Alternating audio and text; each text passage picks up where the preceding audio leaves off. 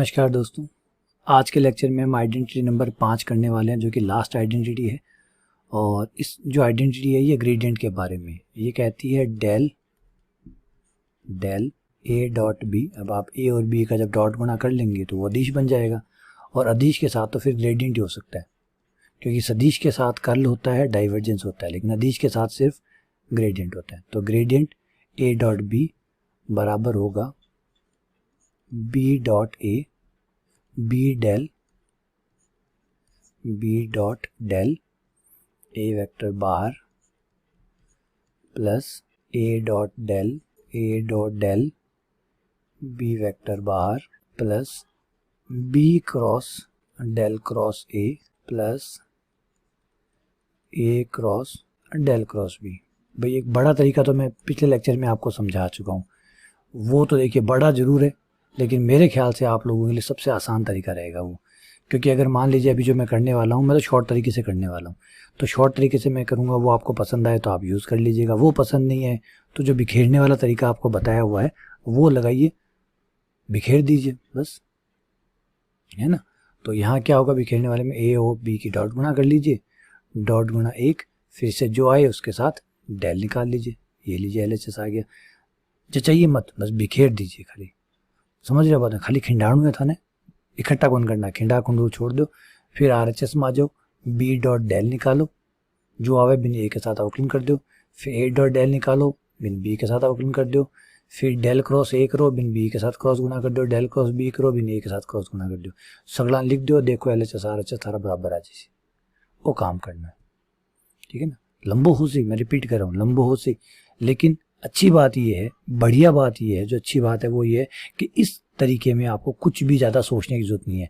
पहले आप शॉर्ट तरीका मैं करवाने वाला हूँ, ये देखिए, क्या पता आपको यही समझ में आ जाए तो बढ़िया से बढ़िया बात है, इसको यूज़ कर लीजिएगा। नहीं समझ में आए, पेपर में ये क्वेश्चन आ जाए और आप अटक जाएँ कि वो शॉर्ट तरीका तो याद ही नहीं आ रहा, और नहीं आ रहा, तो कोई बात नहीं है, बिखेरने वाला तरीका तो हमेशा ही तैयार है, इसे यूज़ कीजिएगा, ठीक है। चलिए पहले तो छोटे तरीके से चलते हैं, इसका प्रूफ देखिए।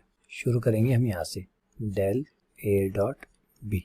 डेल का मतलब क्या हुआ, I del over del X plus J del over del Y plus K del over del Z, और बाहर है आपका A dot B, A vector dot B vector.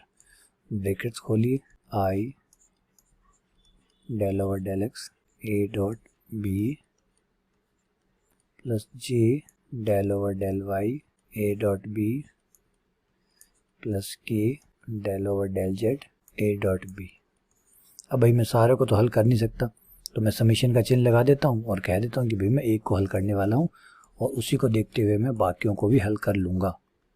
तो I del over del X A dot, ठीक है, summation का चिन्ह लगा दिया मैंने। समीशन का मतलब इसी प्रकार आई, इसी प्रकार जे और इसी प्रकार के निकाल लूँगा मैं, लेकिन फिलहाल मैं सिर्फ आई को ही सॉल्व करने वाला हूँ।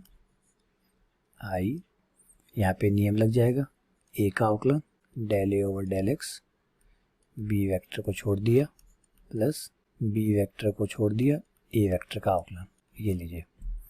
सिग्मा को अलग अलग कर दीजिए, दो क्वेश्चन बन जाएंगे ये आपके। सिग्मा पहले ये डेल ए, पहले इसको लिख लीजिए, फर्स्ट वाले को, बी को पहले लिख लेता हूँ, B dot del A over del x और आई कैप प्लस समीशन, यहाँ पे भी, अरे यार मैंने क्या कर दिया, दोनों बार ही ए का ही अवकलन कर दिया, सॉरी, बड़ी गलती हो गई, इसको ठीक करते हैं। एक बार आप यहाँ ठीक कर लीजिए, यहाँ तो ठीक है, यहाँ ठीक कर लीजिए, यहाँ पे बी का अवकलन कर दीजिए और ए को बाहर छोड़ दीजिए, बी का अवकलन कर लीजिए, ए को बाहर छोड़ दीजिए, और यहाँ भी ठीक कर लीजिए।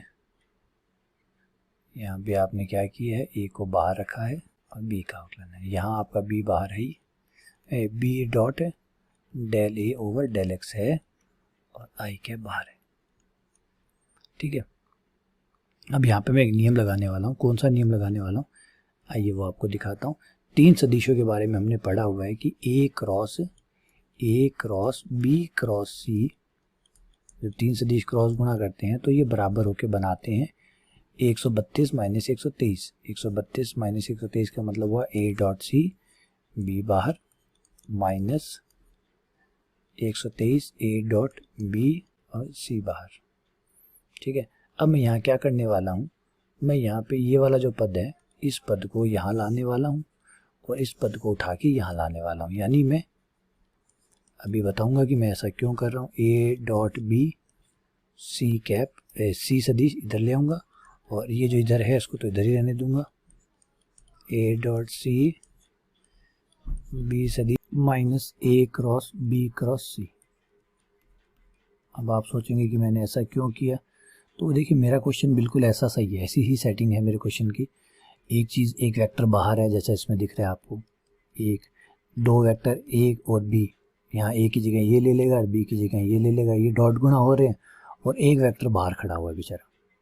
ऐसी सेटिंग है देखिए इसकी, ये दिख रहा है ए डॉट बी, इसको ए बोलूँ तो ए तो ए है, इसको बी बोलूँ तो ए डॉट बी और इसको सी बोलूँ तो ए डॉट बी और बाहर सी है तो ए डॉट बी बाहर सी है, तो इसकी सेटिंग इसके साथ मैच कर रही है। तो इसकी जगह हम ये लिख सकते हैं, तो ये जैसे इसमें लिखेंगे तो मैं एक बार इसको अलग कर लेता हूँ, इसको इक्वेशन नंबर 1 दे के छोड़ देता हूँ यहाँ पे। इनको सॉल्व करके जो इनकी वैल्यू है वो ला के मैं यहाँ रख दूंगा। ठीक है ना, एक बार इसको सॉल्व कर लेते हैं, ये कितना होगा। इसको सॉल्व करने की बात कर रहा हूँ, इसकी वैल्यू निकाल लेते हैं और ऑब्वियसली बात है इसकी वैल्यू और इसकी वैल्यू में ज़्यादा अंतर नहीं आएगा। क्यों? क्योंकि ए की जगह बी आ जाएगा और बी की जगह ए आ जाएगा। बाकी दिख रहा है आपको, सब कुछ वैसा का वैसा ही है। तो इसको बना लेंगे तो अपने आप ये भी बन जाएगा। तो पहले आइए इस पर फोकस करते हैं। A dot del B over del X, del B over del X है ना, हाँ del B over del X है, del B over I cap रख दीजिए मान।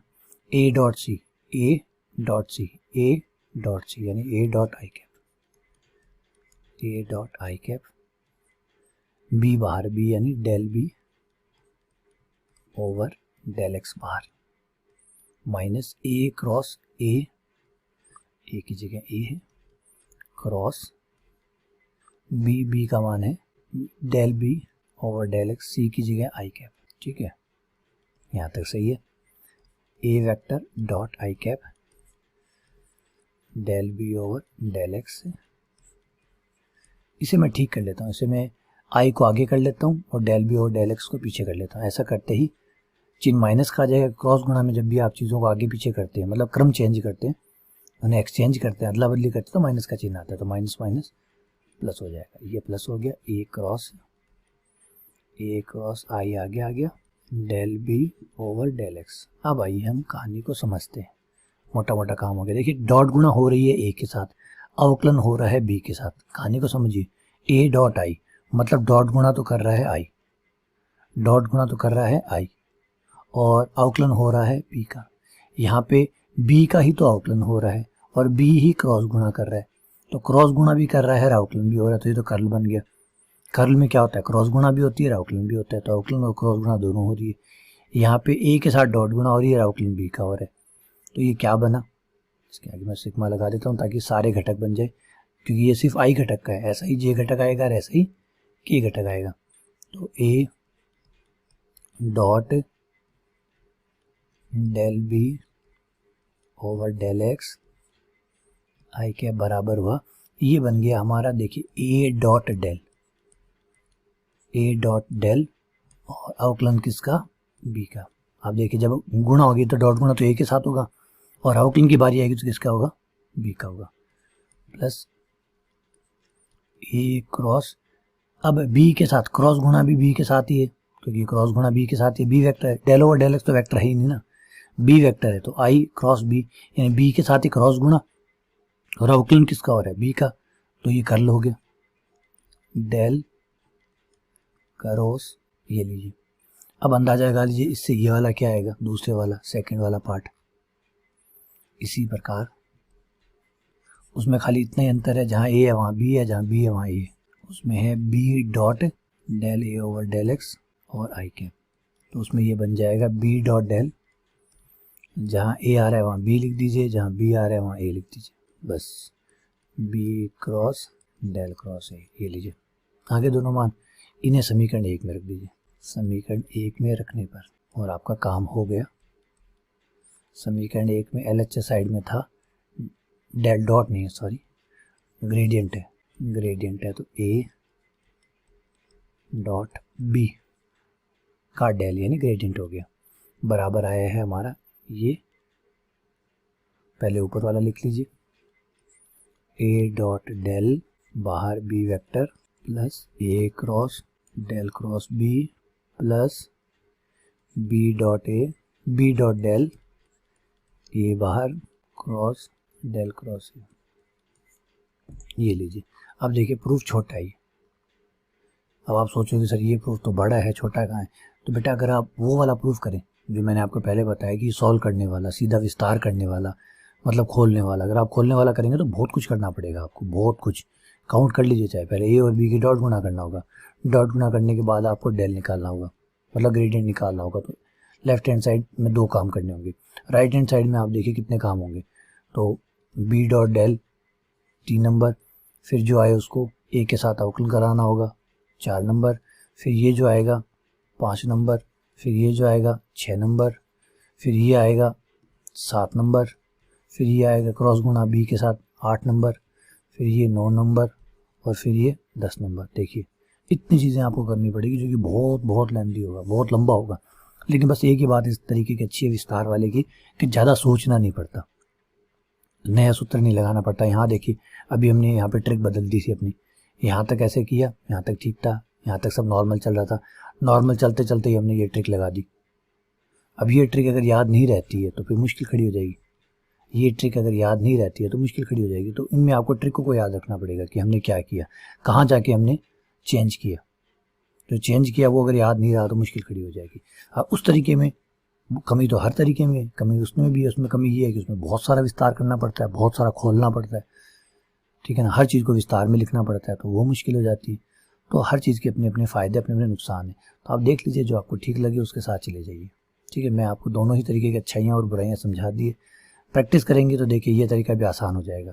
1-2 बार इसको हाथ से निकाल लेंगे, 1-2 बार कर लेंगे तो आपको पता लग जाएगा कि इस पॉइंट पे जाके चेंज करना होता है ना। अगर आप मान लीजिए अपने गांव से जयपुर जाते हैं तो जब आप पहली बार गाड़ी लेके जाएंगे तो आपको दिक्कत आएगी कि इधर मुड़ना है, कि इधर मुड़ना है, कि इधर मुड़ना है। जब आप दूसरी बार जाएंगे तो आपको पता होगा कि इधर नहीं मुड़ना, इधर जाना है ना। एक बार वो दिक्कत आएगी, एक बार हर पॉइंट के ऊपर दिक्कत आएगी, हर मोड़ पे आपको परेशानी आएगी कि दाएं जाना है, बाएं जाना है, आगे जाना है, पीछे जाना है, कौन सी दिशा में जाना है, हर मोड़ पे ये दिक्कत आएगी। लेकिन जब एक बार आप जाके आ जाएंगे तो अगली बार जाएंगे तो ये जो प्रॉब्लम्स है, ये जो समस्याएं हैं, ये आधी से कम हो चुकी होंगी। अगली बार आपको हर पॉइंट पे जाके सोचना नहीं पड़ेगा दाएं जाना है कि बाएं जाना है। और तीसरी बार जब आप जाएंगे तो मानिए कि बिल्कुल एकदम स्मूथली आप जा रहे होंगे। तो यही बात सेम क्वेश्चनों के साथ लगती है कि जब आप पहली बार निकालेंगे तो आपको यही को यहाँ पे क्या करना है, इस मोड़ पे क्या करना है, तो एक बार आपको याद करना पड़ेगा, देखना पड़ेगा। अगली बार जब आप निकालेंगे तो आपको पता होगा कि इस पॉइंट पे ये होता है, इस मोड़ पे ऐसा करना पड़ता है। तो हर मोड़ की अपनी कहानी है, तो वो आपको ध्यान रखनी पड़ती है, ठीक है। चलिए बहुत बहुत धन्यवाद, शुक्रिया।